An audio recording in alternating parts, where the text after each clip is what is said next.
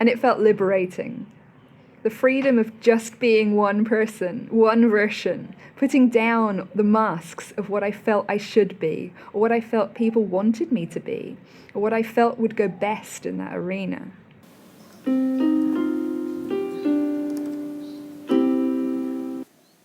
On Stories of Self, we go on journeys into the lives of ourselves and others.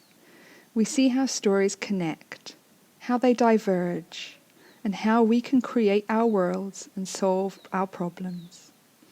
This is the real-life remix of storytelling, which is so often stranger than fiction. So come and sit around the fire, chill by the ocean, or get a coffee with me, as I delve into the stories of self that make, break, and remake us. Some stories are dramatic, some are serene, some will magically mirror you, and some will be delightfully different. I'm your host, Katie Reeve-Arnold, and this is Stories of Self.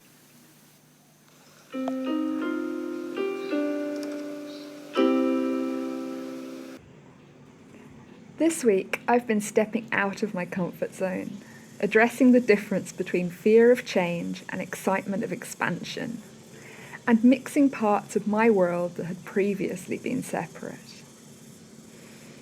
This week, I presented some of my poetry on stage to an audience at a poetry, spoken word, and soul music night. The evening took over the second floor of a cute cafe, and sitting nestled behind its vine-covered frontier, we opened our creative souls. This is a leap out of my comfort zone. Although I had shared in smaller poetry and writing groups, I had never done this before to a public audience setting. But I jumped into it. From the moment I saw it was happening, I allowed myself the feeling of wanting to do it. And I declared to others, because it already was. I had jumped into it already. I was already the person who got up on the stage and shared my soul with the crowd.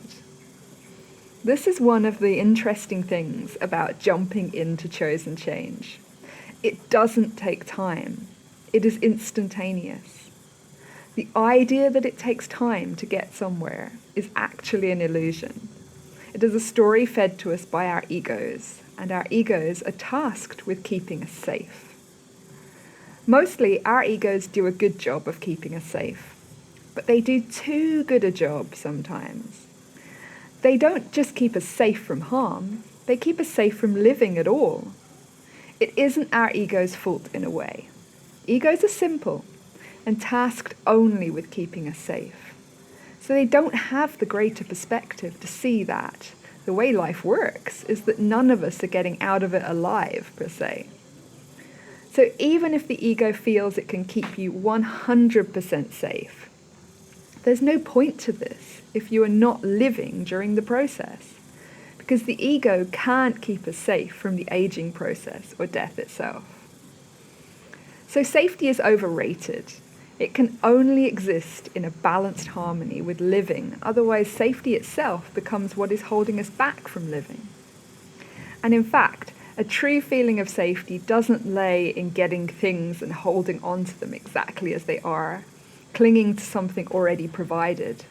It comes from being able to rest easy in the place where you can provide the things to yourself that you need as you need them. Things you already hold give an illusion of safety, but it is a mirage in the desert. They can just as easily disappear. It is the capacity to provide what you need or want over and over or at any time that where safety truly lies. So, stepping out of my comfort zone was a step away from safety in one way. But in another, it was a step into trust, into a trust that I could provide to myself what I needed in the new circumstances I was creating. And this provision in creation feels so freeing.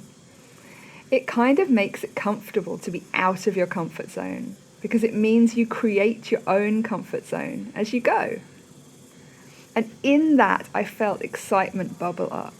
And it was very similar feeling to fear. So how was I supposed to know the difference?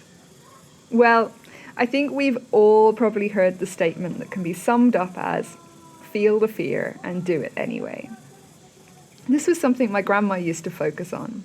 When I said to her, I'm scared, she'd say, do it scared then. But why? Why is it a good idea? I'm scared to hug a wild tiger. Should I do it scared? No, because doing it scared isn't about disregarding fear. It's about noticing the fear and finding out where it crosses over with excitement, desire, and reasoned choice. It is about noticing that then the fear doesn't go away, but the fear and excitement can feel very, very similar and can intermingle. It is about noticing when you can lean into the excitement despite the fear, because this is something you want. I think you might have noticed my voice broke a couple of times during that, like as I was speaking. And one of the reasons was probably one of my senses for fear, because just outside the window, all of a sudden appeared a really huge black duck. And so I was mildly distracted by this huge black duck. But obviously, it was a kind of interested, kind of reasoned fear. Oh, what's that? And then, an excitement because the duck was there, but then an excitement to get back to the podcast. So it's gone now. Noticing these things comes from the path of getting to know yourself. Okay, getting back to the point. Noticing these things comes from the path of getting to know yourself. And you get to know yourself by focusing on yourself. Taking time to focus on yourself is the potent potion we talked about last episode, and it is essential to the development of this noticing process. And the noticing process itself is essential to understanding yourself, trusting yourself, and being open to getting out of your comfort zone. And being open to getting out of your comfort zone is essential for moving into the capacity to jump into chosen change. So there it is. That's the roadmap that worked for me, the roadmap to jumping into chosen change. First, make room to focus on yourself. Second, notice things about yourself with compassion. Third, in that noticing and questioning about those things, you start to understand yourself more. Fourth, in understanding yourself, you can be with yourself as you have been and as you want to be. Fifth, in that understanding, you can also develop self-trust to allow yourself out of old comfort zones. And then finally, sixth, outside of your old comfort zones, you are able to jump into chosen change. So this will work for you too. But we all have our own challenges in life. So we each draw our own version of the map, colored in our own personal way. I'm excited to work with you on your own story of self, looking at the path to this point, the routes you have turned into 16-lane highways and don't even notice you are driving down anymore, the stops you want to keep along the way, and the stops you want to add, and how we can open or recreate new scenic routes to the life you want to live as who you truly are. Email me at storiesofself.info@gmail.com. That's storiesofself, all one word, .info@gmail.com for personalized one-to-one work on your story, your life, your past and future, and how to create your chosen life story every day. Let's work on your roadmap together if you want. I'm here for you. For me this week, another thing that was a jump out of comfort zone into chosen change was mixing my different worlds. I'm not talking intergalactic travel between different planets. I'm talking about the very different worlds we all create right here on Earth in our lives. It might be a work world and a home world, a family of origin world and a friends or chosen family world, a relationship world and a hobby world. And it certainly can be fulfilling to have lots of different things in your life. But what had happened to me was that I kept these worlds separate from each other. And I kept them separate from each other, at least in part, because I was being a slightly different person in each world. a science world and a creative world. I had a poetry and writing world and a neighbour's outing to improvisation class world. I had a yoga world and a dancing world. The list went on. And I was a slightly different person in all of them. Why? Well, because that was how I'd learned to be as a child. I had learned that the safest way to be was to look around and see what others wanted from me in any situation, and then to mould myself into what they wanted. It wasn't that I was never being me at all. It's that I was being a version of me that fitted and putting away anything of me that didn't fit in that scenario. I was putting on a mask for each situation, scenario, or group of people, and being only part of who I am. But what it meant was that I wasn't quite the same me in each place. So then it was easier to keep the places and people from them apart, so that I could be the correct version of me in each without mixing them up. It also meant I was keeping something of myself from each situation in order to match it as best I could. But that's interesting because as I've moved through life, I've often found it is the way I or others don't quite match a situation that brings something new and interesting to that situation. And ultimately, that's what creates change or evolution within that situation. So in holding back parts that did not seem to fit, I was creating safety, yes, but I was also restricting novel input that could bring new perspective or new vision. What happened was that, by accident of just having already jumped into the chosen change of being the person who was reading my poetry to an audience, I found that that changed person I had jumped into being actually no longer needed the safety of keeping my different worlds apart. Because I trusted that, whatever happens, I have myself. And, finally, I have found love for myself, meaning I am no longer lonely when I am alone. Instead, I am alone with myself, and I am a person I like to be with.